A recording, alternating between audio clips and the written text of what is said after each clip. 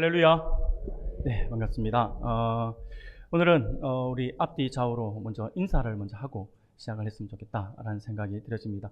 앞뒤 좌우를 보면서 우리 함께 서로 인사합시다. 하늘 예배를 회복합시다. 한번 인사하겠습니다.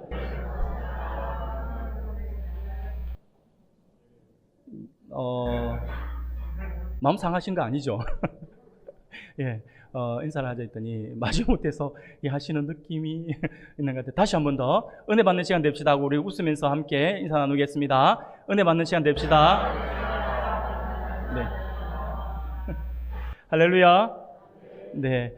오늘도 하나님께서 허락하시는 이 귀한 시간 함께 예배하러 나오신 우리 사랑하는 성도님 주님의 이름으로 환영하고 축복하고요. 한 번도 빠짐없이 모두가 하늘의 신령한 은혜를 경험할 수 있는 복된 시간들이 되기를 소원합니다. 우리의 예배가 하나님께서 정말 받으시는 하나님이 임재하심이 있는 그런 하늘의 예배가 우리가 될 때에 여러분들이 가지고 있는 모든 문제, 여러분들이 가지고 있는 걱정, 근심, 아니 여러분들이 가지고 있는 그 마음의 무거운 짐들이 다 내려놓아지고요. 오직 하나님의 역사하심만을 체험하는 그런 복된 시간이 될 줄로 믿습니다. 우리의 예배가 그런 예배가 되기 위해서 우리가 더욱더 집중해서 하나님 앞에 영광을 돌려드리는 그러한 은혜의 시간이 되기를 소원합니다. 지난주에 우리는요, 사도행전 2장의 말씀을 통해서 교회가 어떻게 세워졌는지에 대해서 우리가 함께 살펴보면서 하나님의 은혜의 방편에 대해서, 하나님의 은혜의 방법 또는 은혜의 외적 수단에 대해서 말씀을 나누었었죠. 초대교회는요, 사도들의 가르침을 받는 말씀을 통하여서, 그리고 세례를 받고 서로 떡을 떼는 성례를 통하여서, 그리고 오직 기도하기에 힘쓰는 등의 일들을 통하여서 하나님의 구원의 은혜를 지속적으로 누렸습니다. 이처럼 우리는요, 지난 주일에 하나님 나라 백성은 말씀과 성례와 기도를 통해서 구원의 은혜를 지속적으로 누릴 수 있음에 대해서 말씀을 함께 살펴보았습니다. 그리고 그것을 조금 더 구체적으로 강조하고 있었던 것이 소위로운 답 88문을 통해서 은혜의 외적 수단이 우리에게 필요한 이유는 그리스도께서 베푸신 구원의 유익을 전하기 위함이다라고 하는 것이죠. 그것을 위해서 은혜의 외적 수단이 필요한데 그 외적 수단이 구체적으로 말씀과 성례와 기도였다라고 하는 것을 분명히 제시하고 있음에 대해서도 함께 살펴보았었죠. 사랑하는 여러분, 여기서 은혜의 외적 수단이라고 말씀을 드렸잖아요. 외적 수단이라고 하는 것은요, 눈에 보여져서 직접 행할 수 있는 수단을 의미하는 것입니다. 그래서 하나님의 말씀에 집중해서 우리가 예배하고 또 말씀의 공부도 하고 하는 것들을 우리의 실제로 행하는 그런 모습들, 우리가 성찬식을 또 세례식을 다 합해서 성례식을 눈에 보이는 그러한 성례식을 통하여서 또 각자가 개인의 모습에서 아니면 또 다 같이 모이기에 힘쓰고 함께 모여서 기도하는 그 일들을 통하여서 하나님의 은혜를 온전히 누릴 수가 있다라고 하는 부분들에 대해서 우리가 말씀을 나누었죠. 그래서 눈에 보이는 수단이었기 때문에 우리는 그것을 외적 수단이다라고 이렇게 이야기한다라고 말씀을 드렸습니다. 이는 예수님께서 친히 지정하신 것이자 성경에서 보증하고 있는 것으로서 성도가 은혜를 계속 누리기 위해서는 반드시 이 은혜의 외적 수단이라고 할 수 있는 말씀과 성례와 기도를 부지런히 사용할 수 있어야 할 것입니다. 이 말을 바꾸어서 다른 각도에서 이야기를 한다라고 한다면요, 말씀과 성례와 기도를 벗어나서 다른 것으로 은혜를 누리려고 한다면 이는요, 비성경적이며 잘못된 신앙으로 연결될 수 있는 위험한 일이다라고 하는 것이죠. 그것을 우리가 분명히 기억해야 합니다. 사랑하는 여러분, 그러면 우리가 이러한 은혜의 외적 수단인 말씀과 성례와 기도는 어디를 통해서 누릴 수 있는 것일까요? 그것은 바로 주님께서 부활하시고 하늘로 승천하시면서 이 땅에 남겨두신 그것이 정답이에요. 우리 주님께서 남겨두신 것이 무엇일까요? 바로 주님의 몸이죠. 주님의 몸된 교회입니다. 주님의 몸된 교회이죠. 교회를 남겨두었습니다. 그러므로 우리는요, 오늘 하나님의 은혜의 외적 수단을 누리는 교회에 대해서 우리가 함께 살펴보면서 하나님의 은혜를 나누고자 합니다. 사랑하는 우리 성도 여러분, 우리들에게 있어서 올바른 교회에 대한 이해는요, 매우 중요하다라고 할 것입니다. 교회는 성부 하나님의 영원하신 뜻을 다 이루신 예수 그리스도의 의가 성령의 능력과 작용으로 열매 맺는 삼위일체 하나님의 놀라우신 그 경륜을 드러내는 처소입니다. 이렇게 말씀을 드리니까 좀 어렵게 표현되어지는 것 같아서 염려가 되는데, 그게 쉽게 이야기하면 하나님의 그 놀라운 그 은혜, 그리스도의 그 놀라운 그 의가 바로 성령 하나님을 통해서 나타나는 곳. 그래서 하나님께서 계획하신 그 계획하심이 드러나는 처소, 이것이 바로 교회다라고 하는 거죠. 그래서 교회는요, 눈에 보이는 건물이 아니에요. 따지고 보면 많은 사람들이 우리가 편의상 교회 이름을 붙이니까 교회 그러면 건물을 자꾸 이야기하고 건물을 생각하는 경우가 많은데, 진정한 의미에서 교회는 눈에 보이는 건물이 아니라 하나님의 택하심과 부르심을 입은 사람들의 모임이다라고 하는 것입니다. 이를 가장 잘 설명하고 있는 성경 중 하나가 교회론을 이야기하고 있는 에베소서의 말씀입니다. 특히 에베소서 2장 20절부터 22절까지의 말씀을 보면 이렇게 말씀을 해요. 너희는 사도들과 선지자들의 터 위에 세우심을 입은 자라. 그리스도 예수께서 친히 모퉁이 돌이 되셨느니라. 그의 안에서 건물마다 서로 연결하여 주 안에서 성전이 되어가고, 너희도 성령 안에서 하나님이 거하실 처소가 되기 위하여 그리스도 예수 안에서 함께 지어져 가느니라. 아멘. 사랑하는 여러분, 이렇게 말씀을 하고 있죠. 예수 그리스도가 모퉁이 돌이 되어서 성도들은 서로 연결하고 그 모퉁이 돌에 함께 이어져서 서로 연결해서 주 안에서 성전이 되어가며 성령 안에서 하나님이 거하실 수 있는 그러한 처소가 되기 위하여서 예수 안에서 함께 지어져 간다라고 하는 것입니다. 그게 교회다라고 하는 거죠. 그래서 그것이 교회다라고 하는 것을 정의하고 있는 것이 바로 에베소서 2장 20절부터 22절까지의 말씀이다라고 하는 것입니다. 여기서 성령의 역할이 정말 중요합니다. 성령은 그리스도와 우리를 하나로 묶어주는 역할을 한다라고 하는 것입니다. 그래서 우리는 그리스도를 머리로 하는 한 몸 공동체로 이어져 가게 되어 있다라고 하는 거죠. 성령의 능력으로. 전혀 모르던 우리가, 전혀 다른 문화 속에 살아가고 있던 우리가 함께 모여서 한 공동체를 이루는 이것은요, 어떤 우리의 노력이 아니라 성령의 능력이고 성령의 은혜다라고 하는 거죠. 그래서 에베소서 4장 3절 말씀을 보면요, 평안에 매는 줄로 성령이 하나 되게 하신 것을 힘써 지키라라고 말씀을 하고 있습니다. 이는요, 성령이 평안에 매는 줄로 성도들 하나로 묶는다라고 설명을 하고 있는 것이죠. 이 말은 한마디로 한다면 교회의 본질을 이야기하고 있는 거죠. 교회의 본질은 한마디로 하나됨이다라고 하는 것입니다.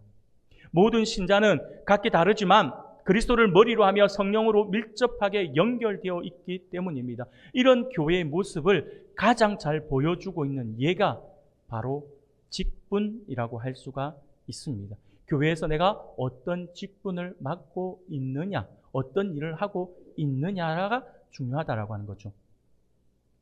사랑하는 여러분, 오늘 본문 우리는 에베소서 4장 11절부터 16절까지의 말씀을 우리가 함께 읽었습니다. 오늘 본문의 말씀은 그리스도의 몸된 교회의 연합과 성장에 관하여 주고 있는 말씀입니다. 특히 성령을 통해서 교회 공동체의 일치와 연합을 위한 권명과 그리스도와 신자가 연결되어서 세워진 교회를 직분을 통해서 설명을 하고 있다라고 하는 거죠. 더 나아가서 교회가 무엇을 해야 하는지에 대해서도 말씀을 하고 있습니다. 그리고 그 강조점을 성령이 하나 되게 하신 것을 부지런히 유지하고 성장하는 것에 맞추어져 있다라고 하는 거죠. 그러니까 쉽게 말씀을 드리면 교회는요, 우리가 부름을 받아서 한 공동체로 지금 모여 있어요. 근데 이 성령께서 우리를 하나로 묶어 주셨다라고 하는 거죠. 성령께서 하나로 묶어 주셔서 우리가 교회를 이루었어요. 그렇다고 해서 교회의 모든 우리 어떤 본질적인 부분이 다 해결되었느냐? 교회가 만들어지고 교회가 섰으니 그것으로 끝인가라고 하는 거죠. 그건 아니에요. 그건 아니고 그 교회에서 우리가 성령으로 말미암아 이렇게 하나로 묶어져 있어. 묶어져 있는데 그 묶어져 있는 그 안에서 우리에게 직분이라고 하는 것이 주어졌어요. 직분이라고 하는 것이 주어져서 그것을 통해서 내가 봉사하고 섬기는 거예요. 봉사하고 섬기는 이유가 뭐냐면 그 교회가 자라게 하기 위해서. 교회는 머물러 있는 곳이 아니에요. 교회는 자라는 곳입니다. 그렇기 때문에 우리에게 직분을 주심은 이것을 통하여서, 이 봉사를 통해서, 이 섬김을 통하여서, 이 헌신을 통하여서 함께 자라가게 하기 위함이다라고 하는 것입니다. 그러므로 오늘 우리는요, 본문의 말씀을 통해서 교회가 무엇인지, 그리고 교회 안에서 우리가 무엇을 해야 하는지를 살펴봄이 매우 중요하다랄 것입니다. 오늘 그것을 함께 살펴보고자 합니다. 오늘 우리가 함께 읽은 본문의 말씀인 에베소서 4장의 말씀은요, 앞서 말씀드린 것처럼 성령이 하나 되게 하신 일에 대해서 매우 중요하게 말씀을 하고 있는 부분입니다. 그러면 성령을 통해서 하나 되는 일이라고 하는 것이 무엇을 말하고 있는 것일까요? 먼저 우리가 오늘 11절부터 말씀을 보았지만 앞부분인 에베소서 4장 3절부터 5절까지의 말씀을 우리가 같이 한번 읽어보겠습니다. 이것을 같이 읽으면 조금 더 구체적으로 무엇을 해야 되는지를 우리에게 이야기해주고 있음을 알 수가 있습니다. 자, 에베소서 4장 3절부터 5절까지의 말씀입니다. 한 목소리로 같이 읽겠습니다. 시작.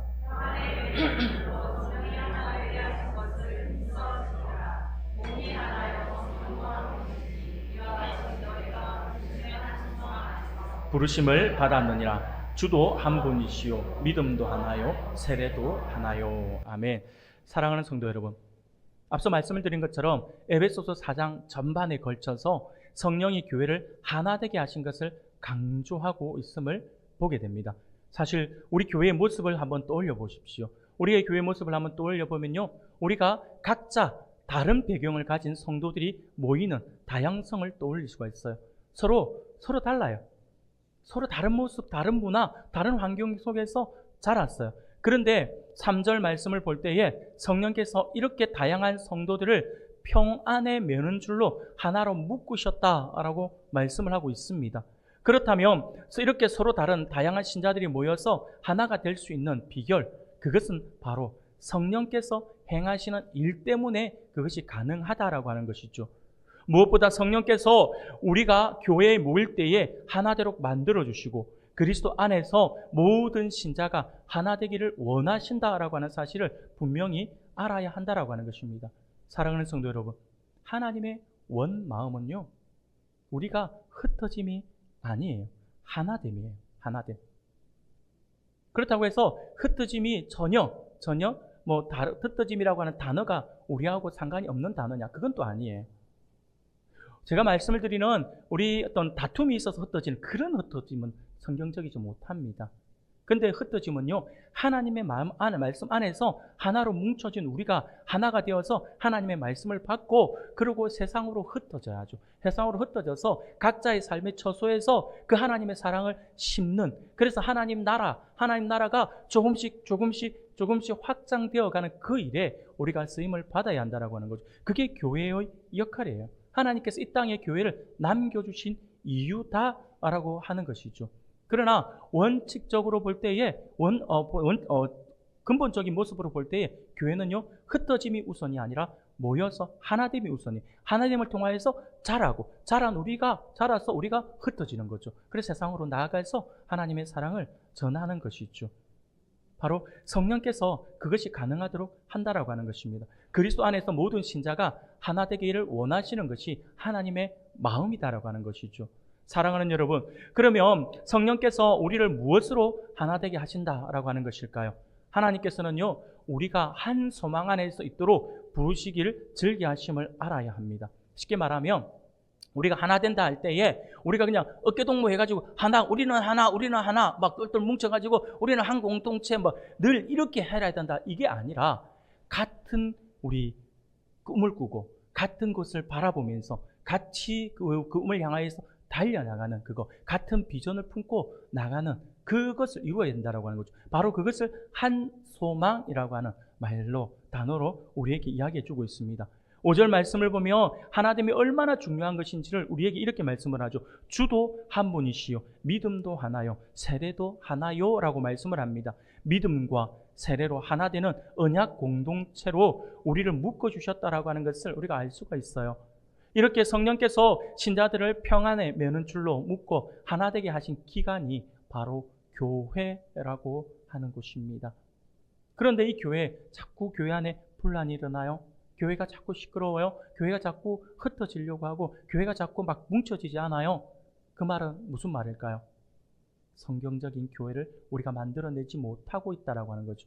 한마디로 이야기하면 교회가 병들어 있다라고 하는 것입니다. 교회는 하나가 되어야 합니다. 한 마음이 되어야 합니다.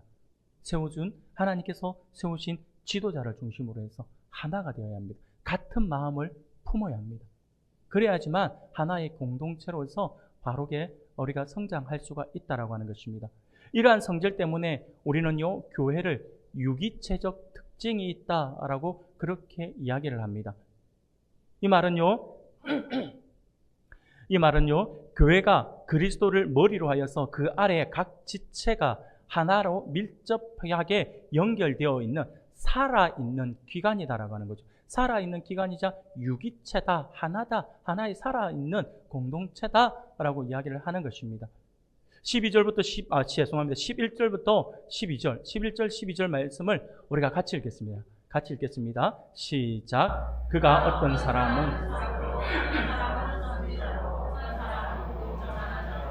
어떤 사람은 목사와 교사로 삼으셨으니 이는 성도를 온전하게 하여 봉사의 일을 하게 하며 그리스도의 몸을 세우려 하심이라. 아멘. 하나님께서는 교회가 하나 되는 것을 위해서 사람들이 각기 다른 직분을 가지고 연결하도록 허락하셨어요. 본문에 등장하는 사도, 선지자, 복음 전하는 자, 목사, 교사 등 모든 직분은요, 한마디로 딱 이야기를 한다면 모든 성도를 온전하게 하여서 봉사의 일을 하게 하고자 세워준 직분이다라고 하는 것입니다. 그래서 교회 안에서의 직분은요, 굴림의 위치가 아닙니다. 세상 사람들은 직분이라고 하는 그 직함이라 하죠. 그런 것들이 굉장히 자기의 계급으로 생각을 하죠. 그래서 회사에서도 이 상명하복의 조직 안에서 자기의 직함이 무엇이냐에 따라서 어깨에 힘이 들어가잖아요. 그러다 보니까 그 사람들이 그런 세상적인 관점으로 교회를 들여다봐요. 교회를 들여다보니까 교회에서 교회를 향하여 뭐라고 합니까?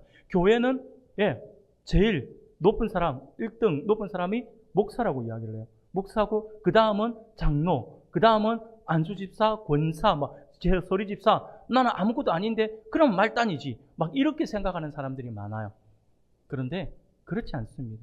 교회의 직분은 그렇게 계급으로 주어진 것이 아니라 봉사의 자리로 주어진 겁니다. 장로의 직분을 주었어요. 장로의 직분을 주었다라고 하는 말은요, 한마디로 얘기해서 교회의 대표로서, 교회의 성도들의 대표로서 교회에 더 많은, 장로로서의 더 많은 헌신을 하고 더 많은 봉사를 하고 더 많이 내어놓고 더 많이 엎드리는 그러한 삶을 살아라 라고 해서 주는 거죠. 그래서 성도들의 모든 모습들, 그래서 장로의 자격의 요건들, 권사의 자격의 요건들, 그런 조건들을 보며 성도를 돌아봄이 있어요.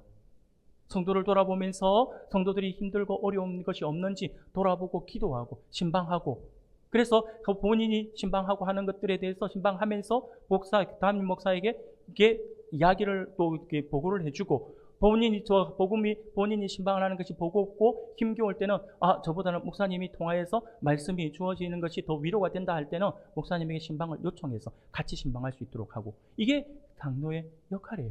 그러니까 쉽게 말하면 우리가 지금 교회의 모든 직분이 바로 그런 거죠. 그 직분이 주어진 것이 무엇이냐면 봉사예요. 봉사를 통해서 모든 성도들을 온전하게 해서 교회가 성장할 수 있도록 하는 것이 바로 그 직분에 주어진 하나님의 원뜻이다라고 하는 거죠.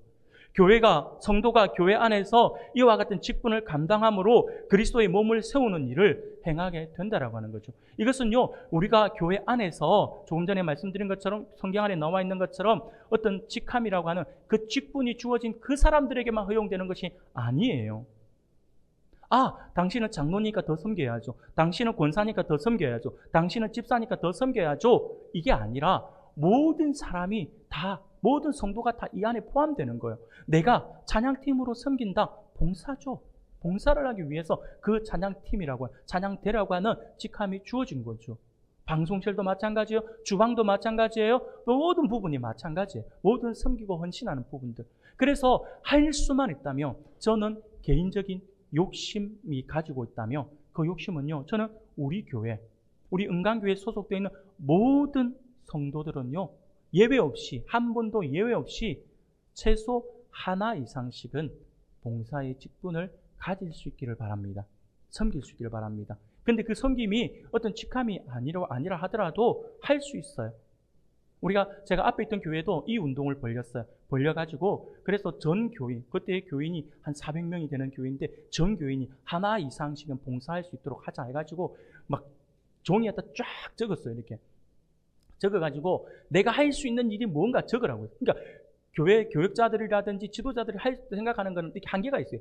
보는 게 딱 한계가 있어요. 그러다 보니까 이거 이상 또 넣으려나 하면서 뭐 봉사하고 싶은 공간을 만들어가지고 이름 쓰라 했어요. 그러고는 옆에다가는 할 수 있는 것, 우리가 생각하지 못했지만 여기 기록되어 있지 않지만 할 수 있는 것 한번 적어봐라. 그러면서 내가 섬겨봐라 라고 했더니 뭐라고 딱 적냐면, 내가 봉사를 하는데 내가 거창한 건 하지 못하겠지만 내가 주일 아침에 와서 의자 정리는 제가 하겠습니다. 딱 이런 거.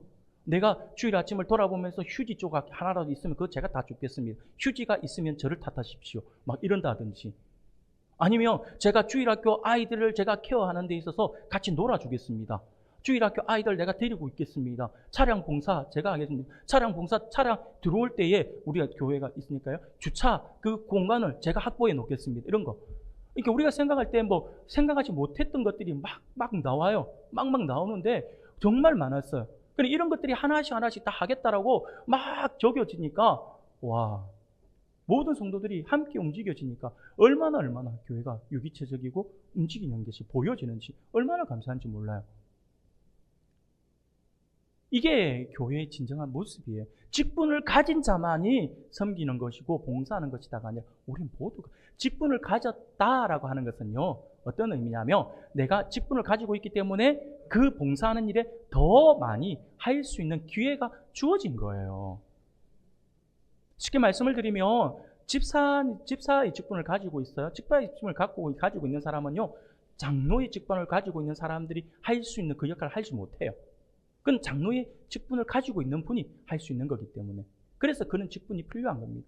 근데 하나님께서 어느 때가 되어서 우리에게 직분을 허락하시는 거죠. 그래서 직분자 선거를도 하고, 막 그러게 당신이 이번에 이런 대상인데 이름을 올려야 됩니다. 그래서 투표에 참석하십시오 하는데 나는 절대 못합니다 라고 하는 것은 하나님의 봉사를 직분을 안 받겠다가 아니라, 하나님, 저는 이대로 가지고 싸우니 하나님, 제가 하나님 일 안 할래요 말하는 거와 똑같은 거예요. 내일도 바빠 죽겠는데 하나님 일을 그걸 제가 합니까? 다른 사람도 많은데, 이런 말과 똑같은 거예요. 사랑하는 성도 여러분, 직분이 무엇인지를 우리가 분명히 아셔야 합니다. 그런데 오늘 성경에서 이 직분을 통해서 교회가 하나로 묶어져 있고, 그리고 이 직분을 통해서 우리 교회가 성장하는 것이 하나님의 뜻이라고 말씀을 했는데, 그런데 오늘 본문의 말씀을 보면요, 교회인 우리가 이 직분을 가지고 세 가지의 사명을 감당해야 한다라고 하는 사실을 우리에게 말씀하고 있음을 볼 수가 있어요. 그러면 교회인 우리가 하나님이 주신 이 직분으로 감당해야 할 이 세 가지의 사명은 무엇일까요? 교회가 성장하는 데 있어서 굉장히 중요한 사명이다라고 할 수가 있습니다. 그 첫 번째는요, 신자가 그리스도의 몸을 온전히 세우기 위해 해야 될 마땅한 그 사명은요, 하나님의 아들을 믿는 것과 아는 일에 하나가 되기 위해서 힘써야 한다라고 하는 것입니다. 오늘 보면 13절 우리가 같이 한번 읽어볼까요? 같이 읽겠습니다. 시작.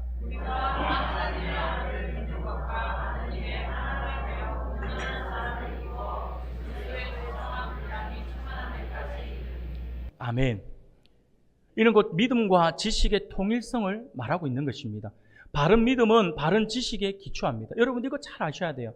우리가 바른 지식이 없으면 바른 믿음 가지는 것이 힘듭니다. 왜냐하면요, 우리가 처음에 예수를 믿을 때에 조그마한 어떤 예수님이 누구신가에 대한 조그마한 지식을 가지고 있어요. 근데 그 지식이 모든 것이 다인 것 마냥 모든 교육이라든지 모든 가르침이라든지 이런 것도 소홀히 하게 되잖아요. 그러면 어떤 일이 벌어지는 줄 아세요?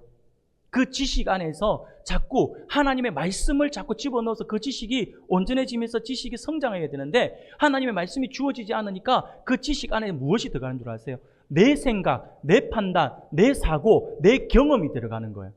그렇게 되면 어떻게 되냐면 원래 주어진 말씀에서 틀어지는 거예요. 그러면 원래 주어진 말씀이 요만해지고 내 생각이 이만해지는 거예요. 그렇게 되면 어떤 현상이 벌어지냐면 마치 내 모든 생각이 원래 말씀인 하나님의 뜻과 같다라고 하는 착각을 하죠. 그러면서 내 말이 옳다라고 하면서 바른 신앙을 가진 사람을 정죄하기 시작합니다. 이게 바로 대표적으로 나타났던 사람들이 예수님 당시에 유대 종교 지도자들이었잖아요. 사랑하는 여러분, 바른 지식에서 바른 믿음이 나올 수가 있습니다. 교회는 바로 이런 신앙과 지식의 일치에만 견고하게 세워줄 수 있다라고 하는 사실을 우리가 결코 잊어서는 안 될 것입니다.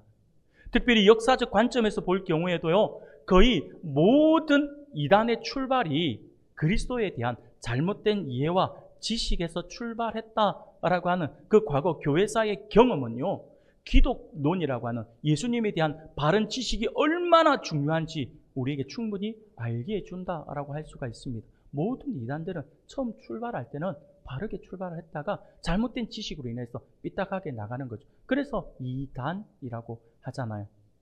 처음은 같은데 끝이 다르다라고 하는 거죠. 그게 이단입니다. 바른 지식이 삐뚤어지니까, 바른 지식이 엉뚱한 대로 흘러 들어가니까. 사랑하는 여러분, 바른 지식 안에서 바른 신앙이 성장합니다. 이와 같이 교회 안에서 신자들이 하나님을 믿는 것과 아는 일에 하나로 모일 때에 그 교회는 그리스도의 몸된 유기체로 잘 연결되어서 움직일 수가 있습니다.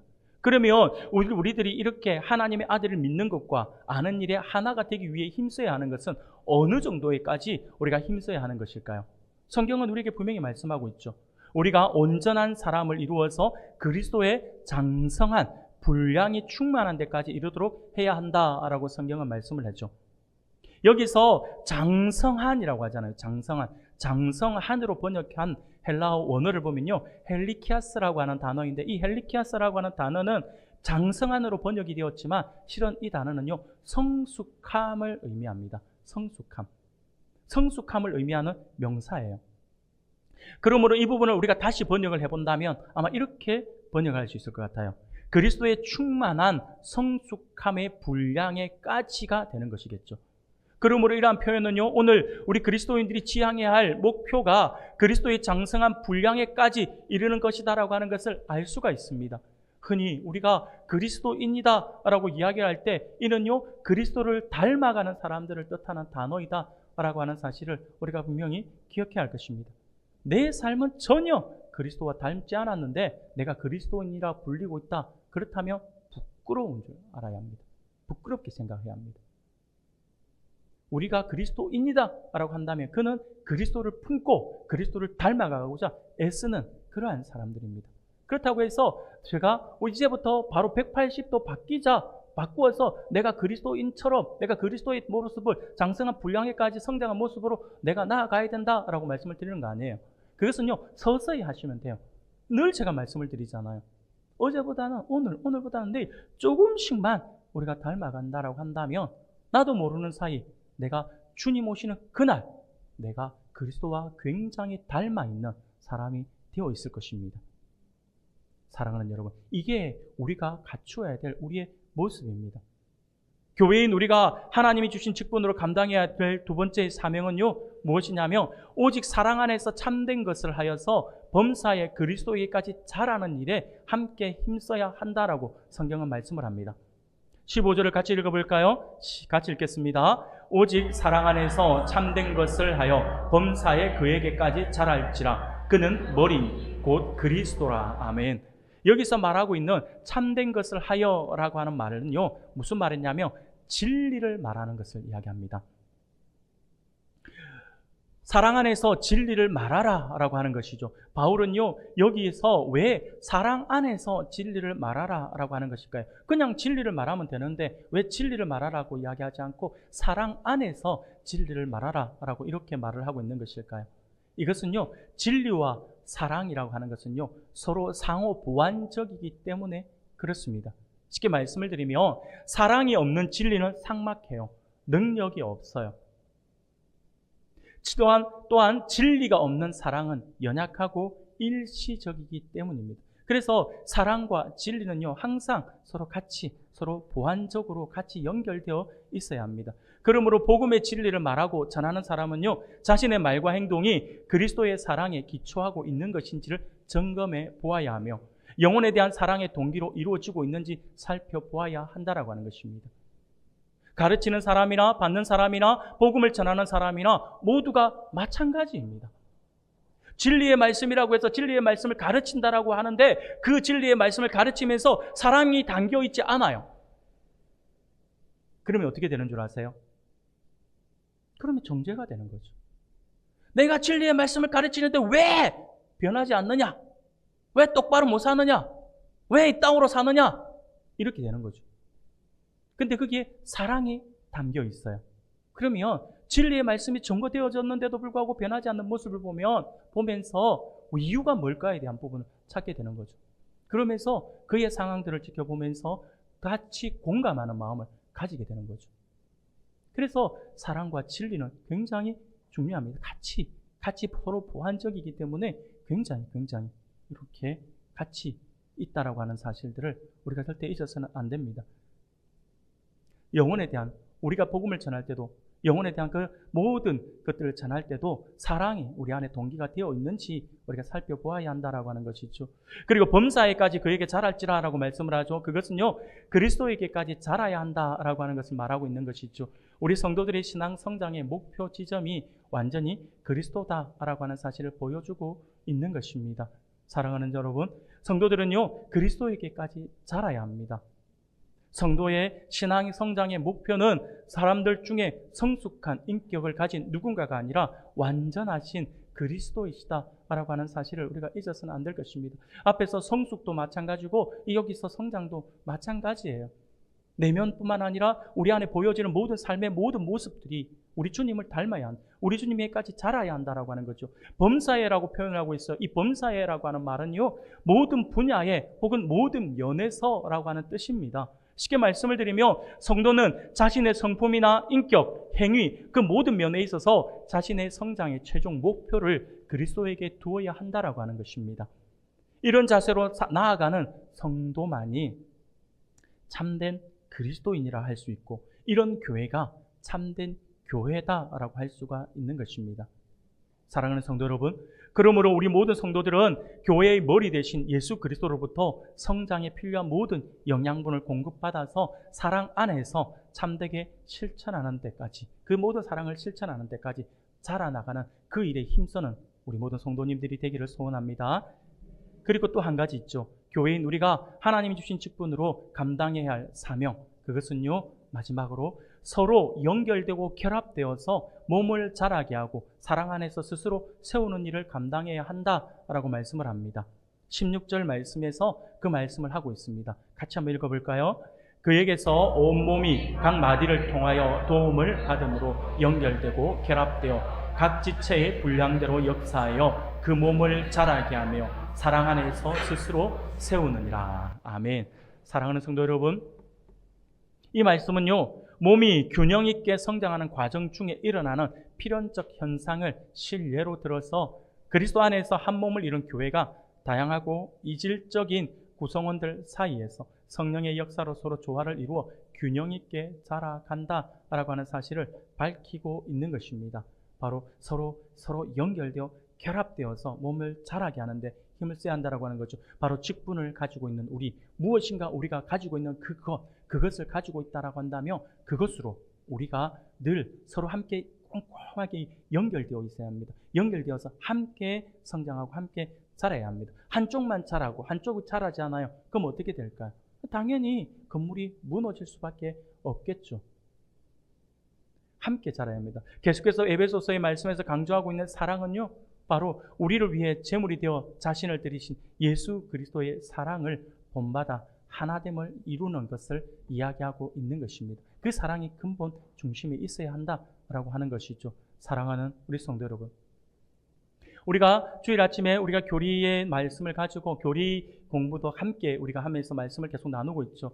웨스트민스터 소요리 문답에서는 우리가 웨스트민스터 소요리 문답을 우리가 계속해서 살펴보고 있는데, 안타깝게도 이 소요리 문답은요, 좀 대요리 문답이 있고 소요리 문답이 있어요. 이 소요리 문답은 지금 우리가 생각할 때 우아할 수도 있는데, 사실은 이 소요리 문답은요, 어린이들을 가르치기 위한 문답이에요. 그 시대에. 그 시대에 우리가 성경적인 어떤 지식들에 대해서 얼마나 풍부했던지, 소요리 문답, 지금도 우리가 우와, 어른들이 우리가 소요리 문답 접할 때도 와, 이렇구나라고 어렵다 이렇게 생각하는 사람들도 있는데, 사실은 이 소요리 문답은 아이들을 가르치기 위해서 대요리 문답을 요약해서 만들어 둔 것이 소요리 문답이에요. 근데 이 소요리 문답에는 교회에 대한 이야기가 문제가 없습니다. 그래서 교회에 대한 문제는 대요리 문답을 보셔야 합니다. 더 넓은 이 대요리 문답을 봐야 되는데, 웨스트민스터 대요리 문답 61문부터 65문까지에 보면 보이는 교회와 보이지 않는 교회에 대해서 가르쳐주고 있어요. 이 중에 보이는 교회는 우리가 잘 알고 있는 것처럼 우리가 매주일 나가서 드리는 우리가 모임, 이 공동체잖아요. 그래서 이 공동체를 바로 유형교회를 이야기합니다. 눈에 보이니까요. 유형교회라고 이야기합니다. 그래서 매주일 함께 모이는 보이는 교회의 특권을 살펴보면요, 대요리 문답 63문에서 이렇게 질문을 해요. 보이는 교회의 특권은 무엇입니까? 라고 하는 질문을 합니다. 여기에 대한 답이 성도가 서로 교제하는 것, 구원의 일반적인 수단들을 누리는 것이다 라고 이렇게 이야기합니다. 보이는 교회는 우리가 주일마다 나가서 은혜의 외적 수단이 되는 말씀과 성례와 기도를 통해서 하나님을 아는 것과 믿는 일에 하나 되도록 힘쓰게 되는 것이다 라고 하는 것입니다. 그러나 우리 성도 간의 사귐도 중요하지만 교회를 하나 되게 하시는 성령께서 우리와 그리스도를 하나로 연결시켜 주신다라고 하는 사실을 우리 또한 잊어서는 안 되죠. 바로 보이지 않는 교회, 또 우리는 보이는 교회에 대한 이야기를 했으며 보이지 않는 교회에 대한 부분들도 살펴봐야겠죠. 바로 보이지 않는 교회의 특권에 대해서도 이야기하고 있어요. 65문을 보면 보이지 않는 교회의 지체들이 그리스도로 말미암아 누리는 특별한 혜택은 무엇입니까? 라고 하는 질문에 대한 답으로 보이지 않는 교회의 지체들은 그리스도로 말미암아 은혜와 영광 중에서 그리스도와의 연합과 교제를 누립니다 라고 답을 하고 있어요. 바로 성령 하나님의 역사하심을 이야기하고 있는 거죠. 삼위일 성삼위 하나님께서 서로를 즐거워하며 연합과 사귐의 교제를 누리는 것처럼 우리 성도들도요, 그리스도와 함께 죽고 부활하여서 그리스도로 말미암아 은혜와 영광 중에 누리는 교제를 날마다 경험하는 신자로서, 성도로서 살아가야 한다라고 하는 것을 이야기하고 있습니다. 이게 보이지 않는 교회의 진정한 모습입니다. 우리가 교회 공동체의 중요성과 하나 되어서 그리스도의 장성한 분량까지 자라야 하는 그런 목표를 우리가 조금 전에 말씀을 드린 것처럼 우리가 그 장성한 분량까지 자라야 한다라고 하는 그 목표를 우리가 알았다라고 한다면 이제 우리가 실천할 수 있는 일이 한 가지가 있어요. 이 모든 것들을 실천할 수 있는 방법이 있어요. 이 모든 것을 실천하는 데 있어서 아주 중요한 요소이죠. 중요한 요소인데 그게 뭐냐면 바로 교회에 모이기를 힘써야 한다라고 하는 거죠. 교회는요, 모이기에 힘써야 하는 곳입니다. 히브리서 10장 24절 25절 보면 교회에 모이기를 힘쓴다라고 하는 의미를 이렇게 이야기를 하고 있어요. 24절부터 25절까지의 말씀을 우리 같이 한번 읽어볼까요? 시작. 서로 돌보아 사랑과 선행을 격려하며 모이기를 피하는 어떤 사람들의 습관과 같이 하지 말고 오직 권하여 그날이 가까움을 볼수록 더욱 그리하자. 아멘. 사랑하는 성도 여러분, 이 말씀은요, 우리가 교회에 모이는 것이 얼마나 중요한지를 우리에게 가르쳐주고 있습니다. 왜 우리가 교회에 모이기를 힘써야 하는 것일까요? 그것은 다름이 아니라 서로를 격려하기 위해 모이기에 힘써야 한다라고 하는 것입니다. 우리는 각자 서로 다른 환경에서 한 주간의 삶을 살아가요. 그러면서 한 주간의 삶 속에서 때로는 힘들고 어려움들을 우리가 겪을 수가 있어요. 그래서 정말 지친 몸으로 교회에 올 수가 있습니다. 그런데 그렇게 모인 성도들이 서로를 보면서 위로하고 내가 너희들 한 주간을 위해서 기도했다 하면서 반갑게 손을 맞아주고 손을 잡아주고 같이 손을 잡는 것만 하더라도 위로가 되죠. 그렇게 서로 격려하는 그 공동체가 바로 교회다라고 하는 거죠. 뭘 해서 우리 모두는 목사도 마찬가지예요. 우리 모두는요, 위로가 필요한 존재이지 않습니까? 교회에 함께 모여서 예배하고 말씀과 성령이 주는 위로를 받으며 교제할 때 우리는 서로에게 힘이 되어줄 수가 있다라고 하는 것입니다. 그래서 우리가 그 공동체를 이루고자 우리가 오전에 예배하고 그리고 오후 시간에는 목장 예배로 돌려서 서로 교제하며 위로하며 격려하며 서로 함께 성장하고자 하는 그 마음들을 품고 이런 교제의 시간들을 가져야 된다라고 하는 게 중요성을 알아서 목장 예배를 하고 있는 것이죠. 사랑하는 여러분, 또 24절, 이 히브리서 24절, 죄송합니다. 10장 24절에 볼 때에 우리가 서로 돌아보며 사랑과 선행으로 격려하라라고 말씀을 하죠. 격려하며 서로를 돌보는 공동체, 서로 힘을 북돋아 주는 거예요. 그냥 위로만 하는 것이 아니라 격려하는 것이죠. 한쪽은 잘했다, 힘내라 하면서 격려도 해주고 칭찬도 해주고 무조건 지적하는 것이 아니라 잘못된 것을 지적하는 것이 아니라 격려하고 힘이 되어주고 칭찬하고 잘한 것. 그래서 전에도 한번 말씀을 드렸죠. 단점을 보지 말고 장점만 보자고요. 장점만 보면서 우리가 서로 칭찬해 주는 공동체가 되자고요. 사랑하는 성도 여러분, 오늘 하나님께서 우리에게 주시는 말씀을 기억할 수 있기를 바랍니다. 그리고 자신의 모습을 한번 돌아볼 수 있기를 바랍니다. 나는 매주일 어떤 마음과 태도로 예배에 참석하고 있는지 한번 스스로를 돌아볼 수 있기를 바랍니다. 그리고 무엇보다 교회에 모이기를 힘쓸 때 우리는 하나됨을 경험할 수 있고 무엇보다 교회 그리스도와 연합하여 하나됨을 누릴 수가 있습니다. 우리 모두 오늘 말씀을 기억하면서 그리스도의 몸인 교회를 통해 한없는 하나님의 사랑과 은혜를 온전히 누리는 성도들, 그리고 더욱 교회의 이름으로 하나로 묶어주신 하나님의 은혜를 기억하며 더욱 하나됨을 힘써 지키며 하나님께 모든 영광을 돌려드리는 그러한 우리 모든 성도님들이 다 되시기를 주님의 이름으로 축원합니다. 아멘.